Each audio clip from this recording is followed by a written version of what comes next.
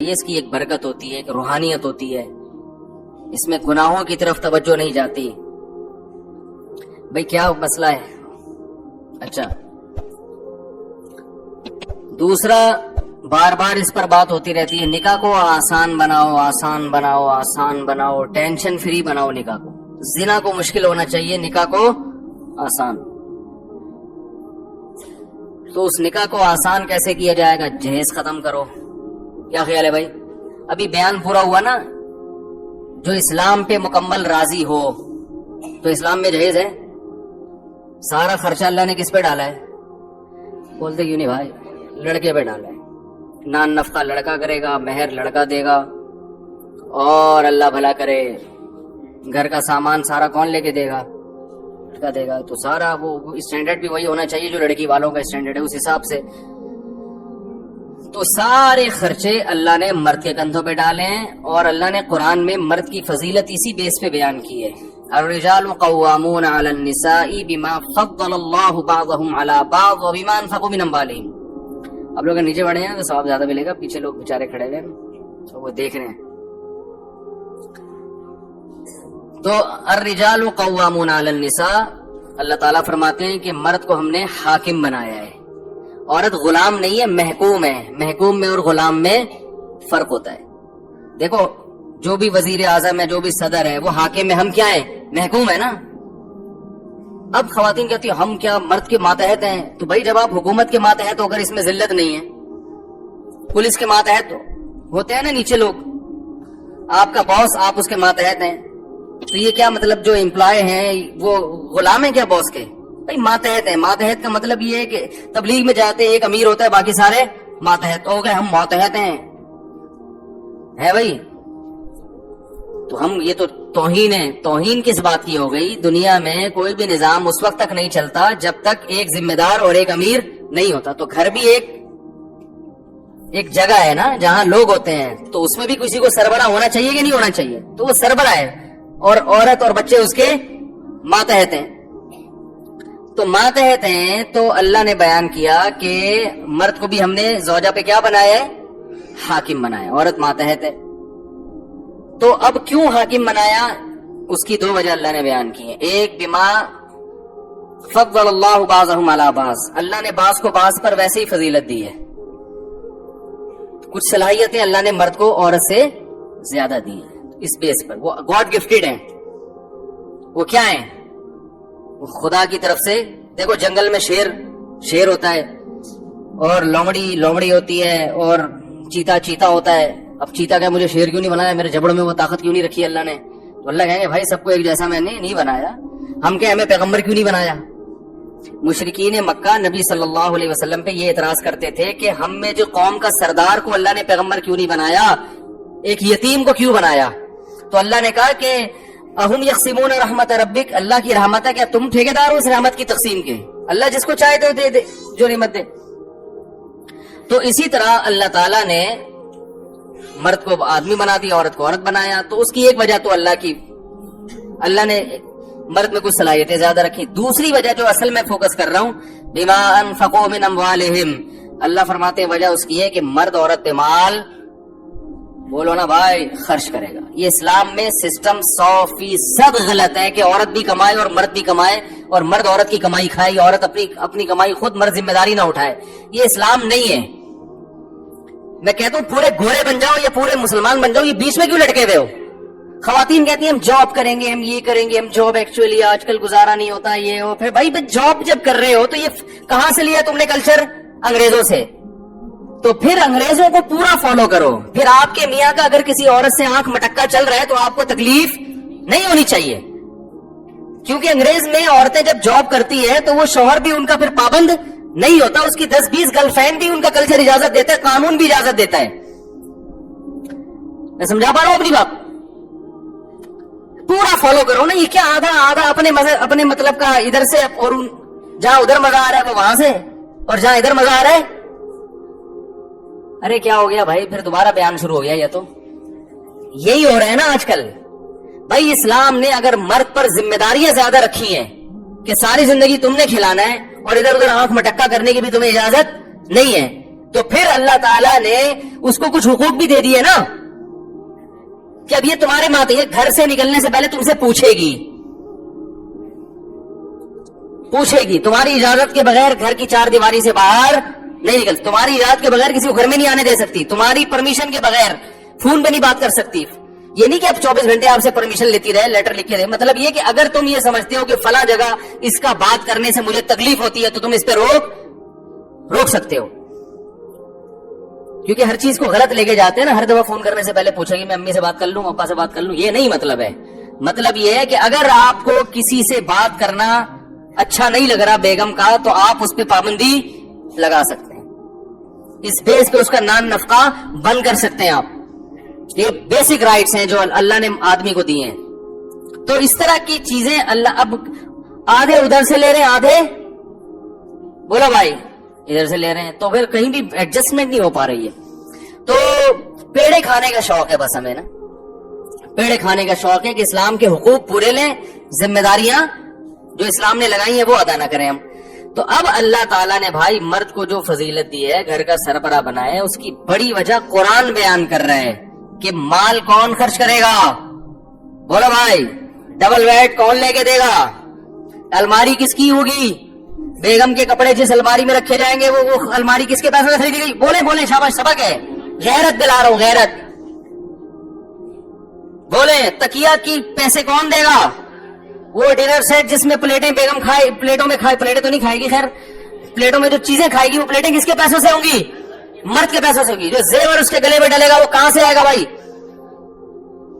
بولو نا بھائی کیا ہو گیا، آدمی کے پیسوں سے ہوگا. جو میاں ہے، میاں یا میاں کا ابا وہ اگر سخی ہے تو وہ ابا، یہاں تو ماشاءاللہ ابا بڑے سخی ہیں تو وہ کر رہے ہیں ماشاءاللہ برخوردار کی شادی.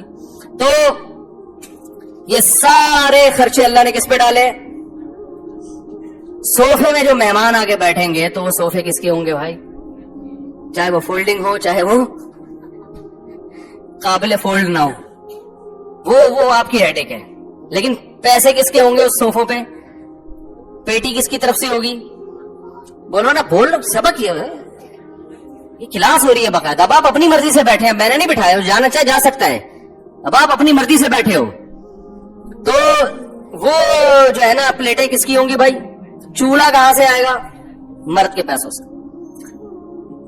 تو اتنا اچھا مہر کس کون دے گا، مرد.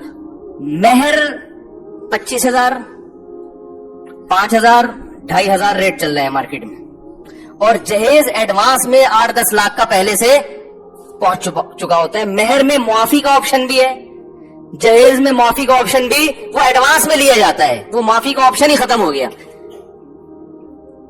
تو بھائی ہندو بن جاؤ، پنڈت سے نکاح پڑھواؤ یار جا کے، پتہ نہیں مجھ سے کیوں پڑھوا رہے ہو آپ لوگ، یہ پنڈتوں سے پڑھواؤ نکاح، کیوں مولویوں کا ٹائم ضائع کرتے ہو.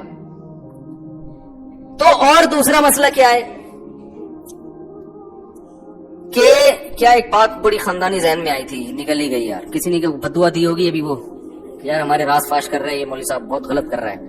ہاں نکاح کے موقع پہ کھانا پینا بھی ہوتا ہے، تو وہ کس کے ذمہ ہے، بارات کا تو لفظ ہی اسلام میں نہیں ہے. ڈکشنری میں، عربی ڈکشنری میں بارات کا لفظ کیونکہ ایک چیز ہی نہیں ہے تو وہ ڈکشنری میں آئی نہیں، عربوں کے کوئی تھا ہی نہیں نا. یہ عربی تو بڑی فصیح زبان ہے، ہر چیز کا لفظ ہوتا ہے، ہر چیز کے لیے الفاظ موجود ہیں، ایک ایک چیز کے 10-10 الفاظ ہیں.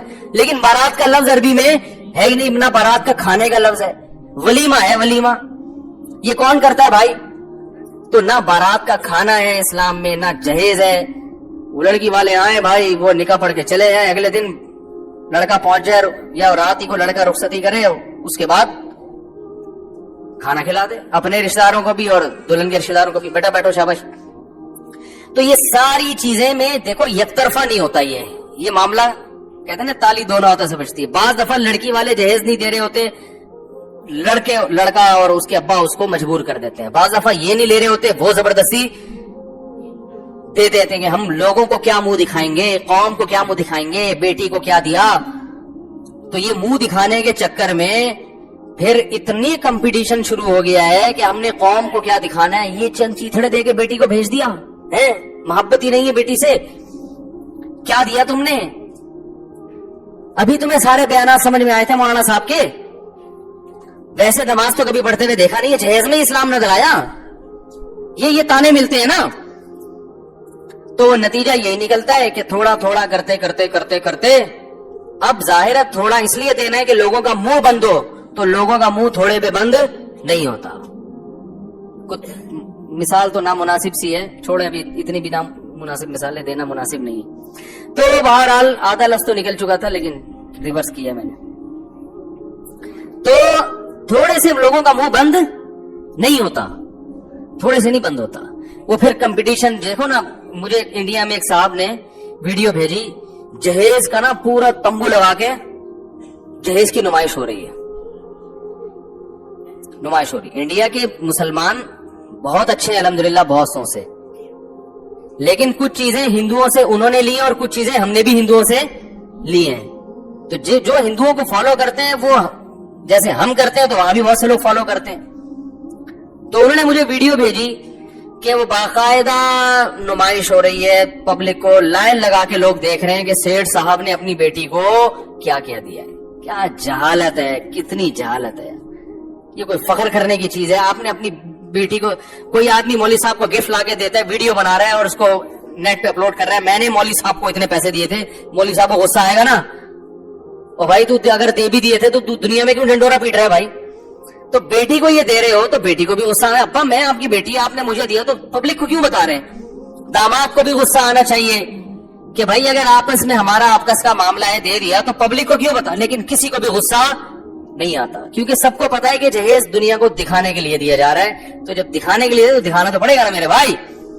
हमारे हजरत फरमाया करते थे कि अगर बेटी को के बारे में डर हो कि ससुराल में जाके पता नहीं क्या हो जाएगा, कोई तहफ्फुज हो ना कि कुछ मसाइल न खड़े हो जाएं, तो चेक दे दिया करो। 25 लाख का चेक दे दिया, चुपके से पकड़ा दिया, बेटा ये तुम्हारा चेक है, अगर कोई अल्लाह न करे ससुराल में हुआ कुछ मसला हुआ तो ये बैंक में तुम्हारे इतने पैसे पड़े हुए, ये इतना गोल्ड, चुपके से दामाद को पता भी ना चले। सही है ना? क्योंकि पता चलेगा तो बहुत अच्छे दामाद भी होते हैं, जो यहाँ जो दामाद बैठे हैं उनके अलावा की बात कर रहा हूँ, वो फिर बेगम के सोने पे नजर, क्या ख्याल है, तो बहुत सारे मसाइल खड़े हो जाते हैं। तो ऐसे फरमाया अगर बहुत ही मोहब्बत है तो ये दे दो, लेकिन ये कोई नहीं देगा। सोफे देंगे क्योंकि वो नजर आ रहा है, सोने के सिक्के जो चुपके से दिए जाते हैं, पर्स में डाल दिए जाते हैं, वो नजर नहीं आते। ये बेड नजर आ रहा है, ये सोफे नजर आ रहे हैं, अलमारी नजर आ रही है, पूरा कारून का खजाना। तो भाई मैं कहता हूँ अल्लाह का वास्ता मिलजुल के इस रस्म को खत्म करो। फिर भी मैं कहता हूँ अगर लड़के वालों ने पूरा जोर लगा दिया, लड़के वाले नहीं मानते, जबरदस्ती दे रहे हैं, तो फिर आप जबरदस्ती रोक नहीं सकते, क्योंकि एक आदमी अपनी बेटी को गिफ्ट दे रहा है ना, तो आपको शरन इख्तियार नहीं है उसे रोकने का। तो इसलिए फट्टेबाजी ना करें, इसमें मजबूत लहजे में बता दें कि हमें ये अच्छा नहीं लग रहा। और लड़के का जो बाप है ना, वो अपनी बेगम को भी बता दे, क्योंकि बाज दफा जब लड़की का बाप रुखसत करके भेजता है बगैर जहेज के, तो वो ताने फिर उसे ससुराल में सारी जिंदगी, बोलो ना भाई, मिलते हैं। लाई क्या चंद चीथड़े, ये सासों की तरफ से, लाई क्या चंद चीथड़े, और बातें ऐसे करती है जैसे तेरे बाप ने तुझे सोने में तोल के भेजा हो। ये बड़े पुराने डायलॉग हैं जो सासें सीखती हैं, बाकायदा ऑर्डर पे उनको सिखाए जाते हैं कि इस तरह से, इस स्टाइल में बहू के सामने आपने ये बोलना है, कोई उल्टा सीधा ऐसा नहीं कि जो गले पड़ जाता ना। तो बाज दफा ये खतरा होता है लड़की के बाप को, यार पता नहीं क्या बनेगा वहां जाके, तो वो दे रहा होता है, तो वो रिश्वत के हुक्म में ऐसा जहेज। बाज दफा वाकई मोहब्बत से ही दे रहे होते हैं, लेकिन वो मोहब्बत से दे तो रहे हो, लेकिन आप देखो कि ये इस्लाम में एक चीज को पसंद नहीं किया गया, तो ऐसी चीज को प्रमोट करना, मोहब्बत का कुछ और तरीका ईजाद कर लो, ठीक है ना? वो तरीका यही है कि सोने के सिक्के पर्स में डाल के दे दिया, या बेगम बच्ची को बता दिया, देखो ये तुम्हारा सोना है, गोल्ड है, ये मैंने तुम्हारे लिए बनाया है, जिस दिन तुम्हारी शादी होनी थी मैंने सोचा था उस दिन हैंड ओवर करूंगा, लेकिन अभी तो फिलहाल चले जाओ, ये लॉकर में पड़े हुए हैं तुम्हारा, जब तुम्हें जरूरत हो तो यहाँ से ले लेना। ऐसा ये मोहब्बत का तरीका मार्केट में है ही नहीं ठीक है ना, है ही नहीं, चल ही नहीं रहा। फिर बाकी बाद में आप जो चाहे दें बेटी को, मैं ये नहीं कह रहा कि बच्ची को कभी जिंदगी में कोई गिफ्ट ही नहीं देना। घर बस गया, मौका खत्म हो गया, फिर आपकी बच्ची, आपका दामाद, फिर तो दामाद को आप लैंड क्रूजर खरीद के दें आप। अल्लाह करे मेरे ससुराल वाले भी सुन रहे हो। फिर तो भाई जब मौका खत्म हो गया तो जो मर्जी, आपका दामाद है, बेटों की तरह होता है दामाद, तो समझना चाहिए उसको बेटों की तरह। फिर आप देंगे तो हम ये कहेंगे कि दामाद को वाकई बेटा समझ के दे रहे हैं। अभी नुमाइश का उनसर ज्यादा होता है, गिफ्ट का उनसर कम होता है। बाद में कौन देता है, बाद में तो दामाद से उसकी तनख्वाहें पूछ पूछ के उसको और टॉर्चर करते रहते हैं। अबे तू क्या खिला रहा है, वो ऊपर से मुझसे पैसे मांगने आ जाता है भाई। तो बाद में आपका दामाद है, आपकी बेटी है, भाई पाल लो पूरे। अगर नेक दामाद है तो पूरा पूरा पालने पर भी गवर्नमेंट की तरफ से कोई पाबंदी नहीं है। बच्ची का घर बसेगा अगर वो अपनी जिम्मेदारी पूरी कर रहा है। तो आप जाने, आपका ससुराल जाने, सिला रहमी है, जितना अच्छा सलूक करेंगे दामाद के साथ, बेटी के साथ या ससुर बहू के साथ तो बहुत अच्छी बात है। हम मना हदिये से, गिफ्ट से मना नहीं कर रहे, हम कह रहे हैं कि रसूमात हैं, नुमाइश ज्यादा है, गरीब बाप टेंशनों में आए हुए हैं कि शादी कैसे करें बच्चों की। तो इसलिए सादगी और खर्चा, बोलो भाई, कम से कम खर्चा। हदीस में आता है आवमन निकाह बरकतन ऐसरुहा मुना, सबसे ज्यादा बरकत उस निकाह में है जिसमें खर्चा सबसे कम हो। हम कहते हैं जितनी धूम धड़के से होगी उतना ही मजा होगा। ना, वो वक्ती मजा है, वही है जो चर्च और हीरोइन का होता है। जितना सादगी से होगी उतना ही उस निकाह में लज्जत ज्यादा, आसानी से। हजरत शेखुल हदीस मौलाना ज़करिया रहमहुल्लाह ताला की ज़ौजा का इंतकाल हो गया, तो वो फिर मसरूफ इतने थे, वो कहते मैं निकाह नहीं करूंगा। उनकी बहुत ज्यादा मसरूफ लाइफ थी। उन्होंने कहा मैं नहीं निकाह करता, क्योंकि सारा दिन वो किताबों में लगे रहते थे। तो उनकी गालिबन चचाजाद बहन थी, खालाजाद बहन थी, तो रिश्तेदारों ने जोर डाला भाई निकाह कर दो। हजरत शेखुल हदीस है ना कि भाई अब आपकी कजन है, आप निकाह कर लें, बगैर निकाह के जिंदगी गुजार रहे हैं। बहुत इसरार किया, तो एक दिन उन्होंने जब बहुत इसरार किया, उन्होंने कहा चलाओ फिर अभी पढ़ाओ निकाह। लोगों ने कहा ये क्या भाई, कह रहे हैं भाई अगर करना है तो फिर अभी कराओ, मेरे पास फालतू टाइम नहीं है, अभी कराओ निकाह। बस ठीक है, पर घर भेज दो, रुखसती हो जाएगी, ठीक है, आप हमारी बीवी बन जाएगी, फिर हम खर्चा उठाएंगे और जो उसकी जिम्मेदारियां पूरी करेंगे। तो लोग ऐसे मानते नहीं है, लोगों कहते हैं ये कौन सा हो रहा है निकाह। तो कहते हैं भाई ये मेरे पास इतने बखेड़ों का टाइम, आजकल असल में फालतू टाइम बहुत ज्यादा है। इतना टाइम है, शादी की 6 महीना पहले तैयारियां हो रही हैं, तो वो वाले आ रहे हैं तो ये वाले जा रहे हैं, फिर वो आ रहे हैं तो फिर ये वाले जा रहे हैं, तो फिर वो बरी की रस्म आ रही है, फिर वो वाले आ रहे हैं, फिर फड्डा हो गया तो उनको मना रहे हैं। फिर उन्हें एक बात ऐसी कहती थी जो उनको बुरी लगी थी, तो उसका मतलब तलाश किया जा रहा है डिक्शनरी में, फिर उस मतलब का सही मतलब निकाल के फिर उनको मनाया जा रहा है, फिर डांटा जा रहा है, फिर ये हो रहा है, वो उसमें बसा औकात मंगनियां टूट जाती हैं, फिर वो बड़े टेंशन है। मैं तो भुगत चुका हूं ये सारी टेंशनें। तो भाई टेंशन फ्री जिंदगी गुजारो। शेखुल हदीस मौलाना ज़करिया रहमतुल्लाह ने कहा भाई अगर करनी है तो अभी निकाह पढ़ाओ, वरना जाओ, यहाँ टाइम नहीं हमारे पास ये इस्तिखारे निकालना और फिर ये करना और वो करनी है। अपनी बच्चियों की शादी भी ऐसे की उन्होंने। बेटियां जब जवान हुई तो कुछ नौजवान थे जो उनका ख्याल था कि ये मेरी बच्ची के लिए मुनासिब है, उनसे बात की, वो राजी हो गए, तो बड़े फख्र से राजी, हजरत इससे हमारी सादत क्या हो सकती है कि आपसे की बच्चियों से हमारी शादी हो। तो ऐसे ही जब वो राजी हो गए तो मजमे बैठे हुए थे, अपनी बेटियों का निकाह बयान कर रहे थे। बयान के आखिर में अपनी बेटियों का निकाह भी उन लड़कों से पढ़ा दी। फिर उन्होंने अपनी आप बीती लिखी, उस पर लोगों ने तबसरे क्या किए, इतने नेगेटिव लोगों ने तबसरे किए, हूं ऐसे होती है बच्चियों की शादियां, ऐसे ही कुछ चंद नौजवान नजर आए पकड़ा दी। तो भाई वो नौजवानों की तहकीक तो उनको पहले से थी कि ये अच्छे हैं। जब हो गई तहकीक भाई सही है, तो बस अब क्या अलग से महफिल और मिठाई के डब्बे पार्सल हो रहे हैं, वो आ रहे हैं तो वो आ रहे हैं। तो भाई अब जब करना है तो भाई ठीक है, हमारी बच्ची है, बच्चियां तो घर से रुखसत होती है, चलो भाई ये निकाह पढ़ा दिया, अब तुम्हारी अमानत है, जब चाहे ले जाओ। अब ये घर बन रहा है नहीं बन रहा है तुम्हारी हेडेक है, ये हमारी हेडेक बोलो ना भाई नहीं है। अभी तुम्हारी हेडेक है, घर में जगह है नहीं है, कमरा ऊपर वाला कमरा बन रहा है, फिर उसके ऊपर एक और बनेगा, वॉशरूम में टाइलें लगेंगी, फिर ये होगा फिर वो होगा। अबे भाई तुम्हारी उम्रें कितनी है, जैसे जैसे उम्र बढ़ रही है ना तो जहन में रखो कि कमजोर होते चले जा रहे हो। ये जहन में रखो, ये भूल जाते हैं लोग, कमजोर होते चले जा रहे हो।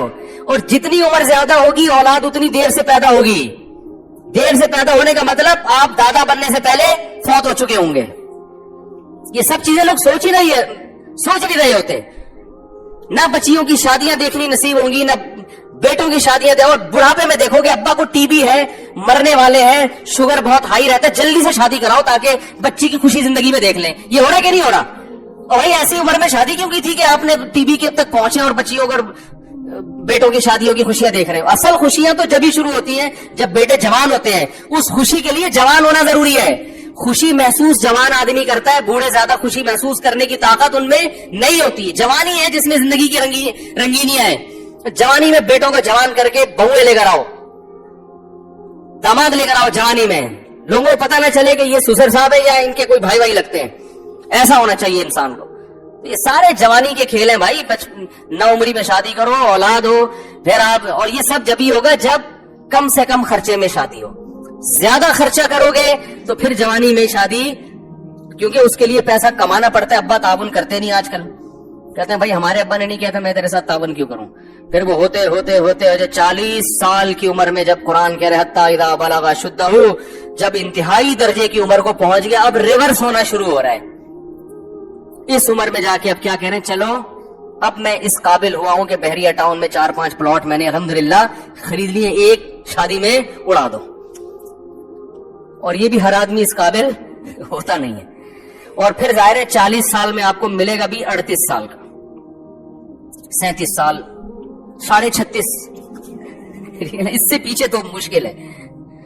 تو پھر وہ ظاہر ہے وہ بھی اتنی دنیا دیکھ چکی ہوتی ہے کہ وہ بھی اتنا کانفیڈنس کہ وہ ماتحتی قبول کرنے کے لیے تیار نہیں ہوتی. اس نے اتنی دنیا دیکھی ہے, اتنا کانفیڈنس کہ اس کا ایک اپنا لائف سٹائل ہوتا ہے جس میں وہ بڑی میچور ہو چکی ہوتی ہے.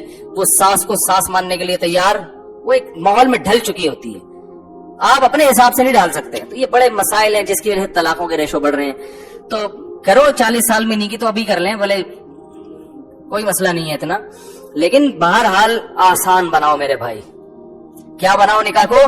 ہلکا پھلکا آسان. ہاں ولیمے میں اللہ نے آپ کو گنجائش زیادہ دی ہے تو اپنی گنجائش کے حساب سے پبلک کو کھانا کھلاؤ. بعض مالدار صحابہ ان کے 3 دن لنگر چلا کرتے تھے ولیموں کے.